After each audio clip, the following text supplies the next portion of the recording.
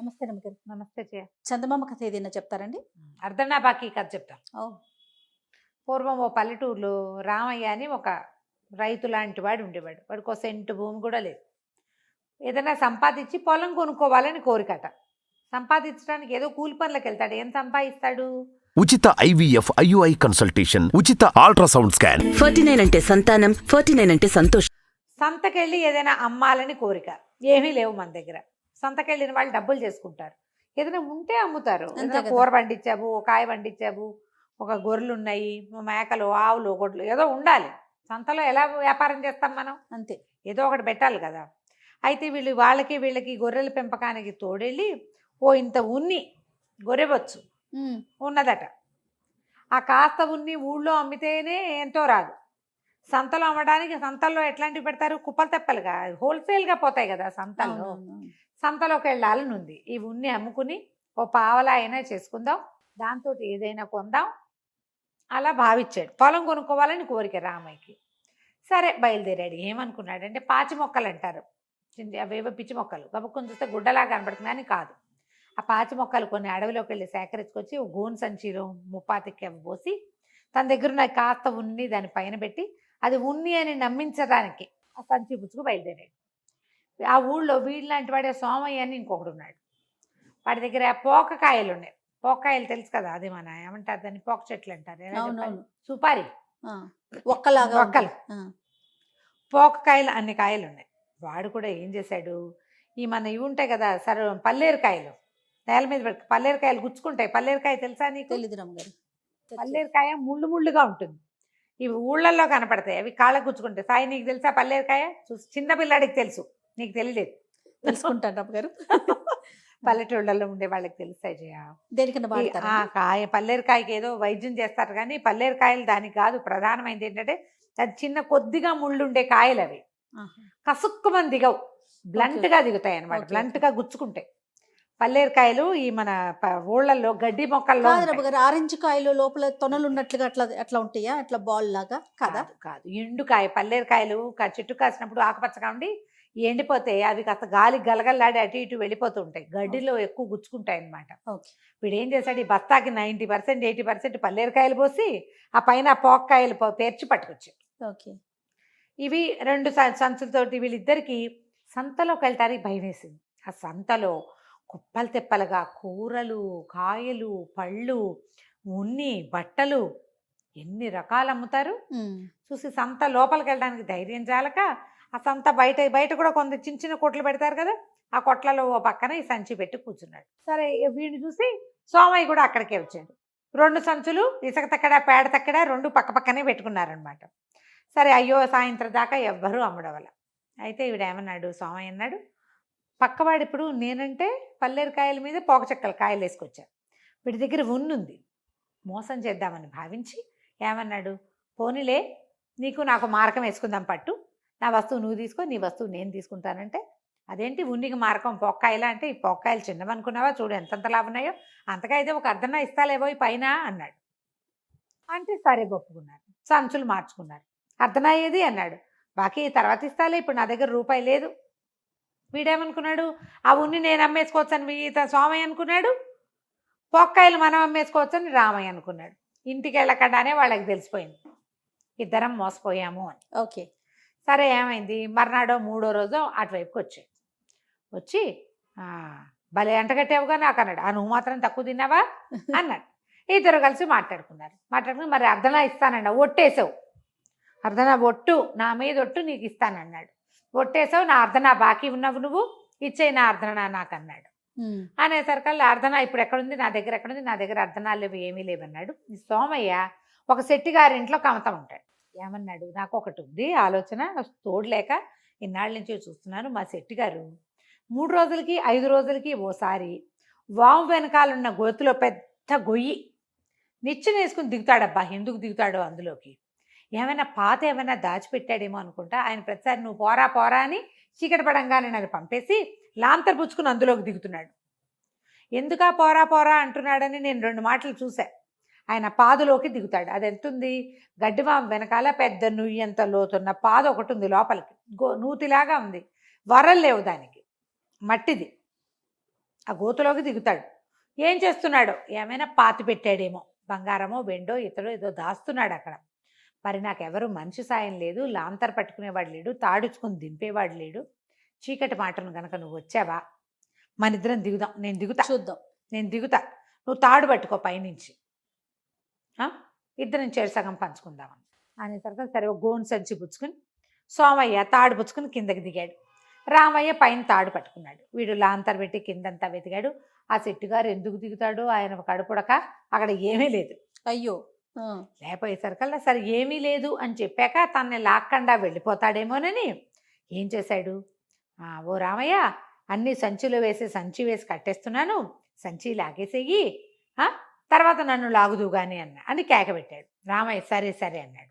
వీడేం చేశాడు, ఆ సంచిలో తనే కూర్చుని సంచిలో కూర్చుని తాడు గట్టిగా పట్టుకున్నాడు.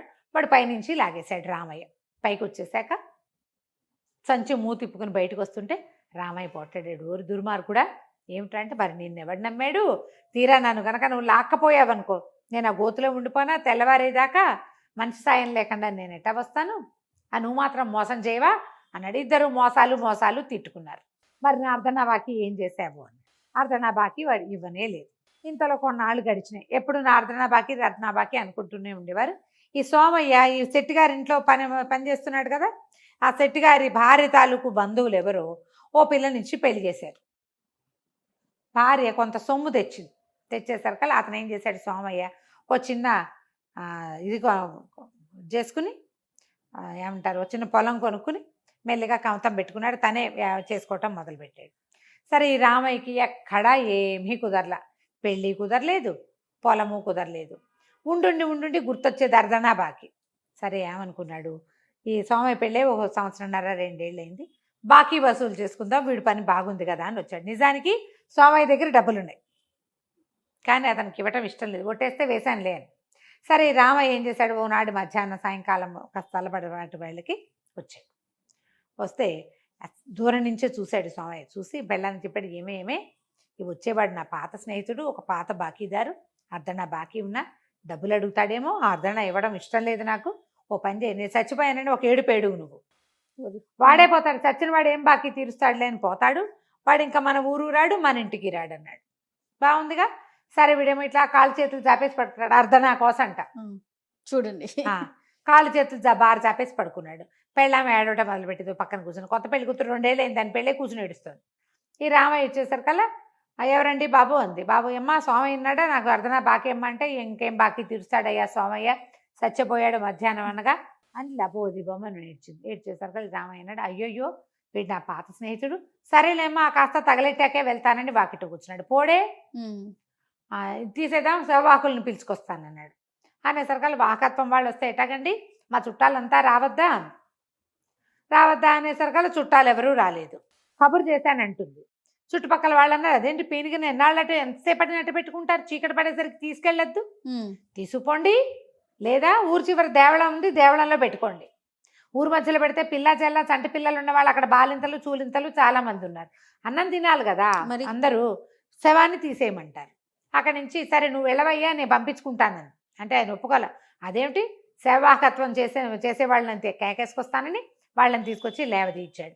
గుళ్ళో ఎవరుంటారండి, శవజాగారం అంటే ఆ వాహకులు అన్నారు, గుళ్ళో కావాలంటే పెడతామండి, రాత్రికి మేము ఉండం, రేపొద్దున కావాలంటే శ్మశానాన్ని తీసుకెళ్తాం, అంత మటుకే ఇవ్వండి అన్నారు.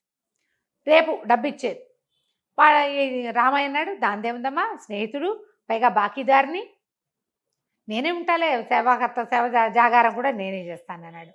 ఈ అమ్మాయి ఏడ్చుకుంటూ ఇదేంట్రా విడుదుంప దగ్గర వీడు పోయేలాగా లేడు అని మొగుడిని అడిగింది రహస్యంగా. ఏమయ్యా గుళ్ళో పెడతాటంటే పర్వాలేదు లేవే, దేవాలయంలోనేగా, మనకు భయం ఏముంది, పాడుపడిన దేవాలయం ఒకటి ఉంది అక్కడ పెట్టుకోవచ్చు, గుళ్ళో అరుగు మీద పెడతారు.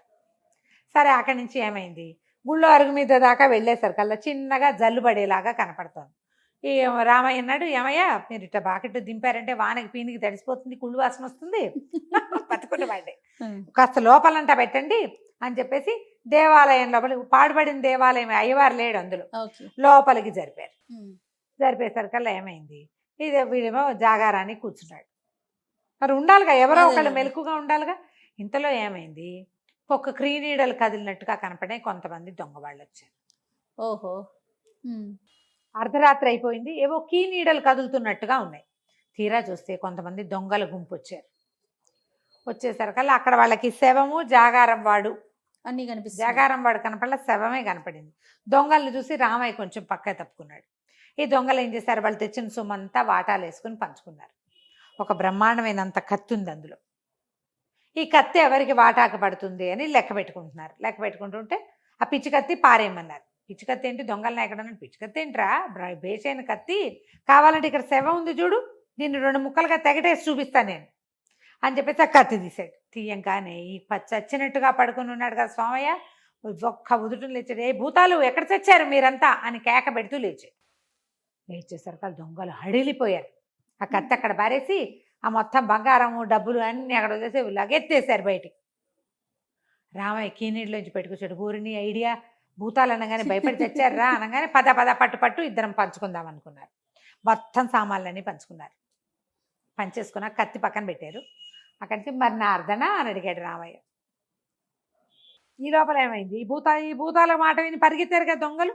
కొంచెం దూరం వెళ్ళాక అన్నాడు, ఒరే ఇంతమందిని చంపాం, ఎన్ని పీనిగలను ఇచ్చేసాను రా మన చేతితోటి, భూతాల బారికి భయపట్టమేంట్రా, ఎవరైనా ఒకళ్ళు వెళ్ళి చూసిరండి ఏమవుతుందో అక్కడ అని ఒకడిని వెనక్కి పంపించాడు.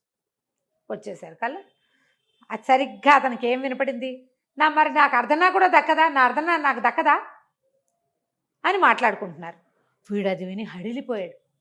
ఓరు నాయనో, ఎన్ని భూతాలు ఉన్నాయో, ఆ ఉన్న భూతాలన్నీ పంచుకుంటే ఒక్క భూతానికి ఒక్కొక్క అర్ధనానే వచ్చిందిట, నా అర్ధనా సంగతి ఏమిటని అడుగుతున్నాడు వాడెవడో, బాబోయ్ చాలా ఉన్నాయని దొంగలుగా అత్త పారిపోయారు. ఈ లోపల వీళ్ళిద్దరూ అర్ధనా బాకి మీద కొట్టుకుని అర్ధనా బదులు కత్తి తీసుకునేలాగా ఏర్పరచుకున్నారు. రామయ్యకి కత్తి కూడా ముట్టింది. అదేదో వజ్రాలు తాపడం చేసిన ఇంత కత్తి. మొత్తం సొమ్మంతా ఇళ్ళకి చేర్చుకున్నారు. చక్కగా రామయ్య కూడా తన పొలం కొనుక్కుని పెళ్లి చేసుకుని హాయిగా సొంత కమతాలు చేసుకుంటూ సుఖంగా ఉన్నారు. కథ కంచికి మనం ఇంటికి. రైట్. నమస్తే రమ్య. నమస్తే.